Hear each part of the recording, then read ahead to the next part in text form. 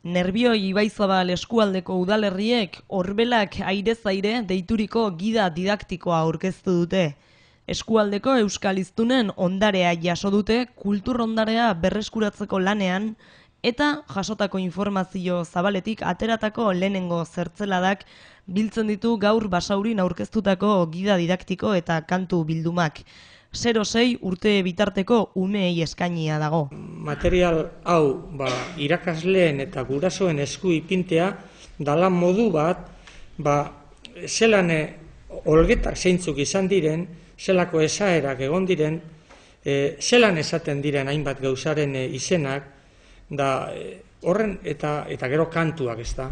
Kantua eta oskoa dana daukazue, dana dator bat, da badinot, material honek izan behar dauela gehiago, berau utzutzean irakasteko baino gehiago esango neuke, honek izan behar daua akulugana, ez da egite, akulugana edo zirikagarri bat, belaunaldi, euskera ondo dakigun belaunaldi, helduak edo adinekoek geure etxeetako, familietako edo inguruetako belaunaldi gazteenei dakigun guzti hori transmitiduteko.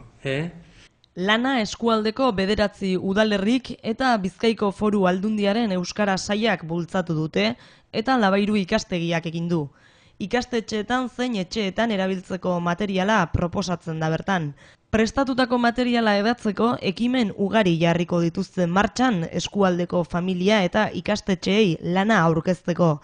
Baita musika eskoletan ere, lanaren eta transmisioaren parte baitira abestiak kasu hontan. Aparazio saldune, iruerre genegune, iruerre bilduia izkuzi boratxue bildune, sotzaketa palduek, matinerin kontuek, matineri egondotiz igu oinandakatuek, Adnazur, Epotobizin, Ikadetabizien saltuek, Mari Montaña, Timpirintana, Inzitzurrit, Zirikastaina.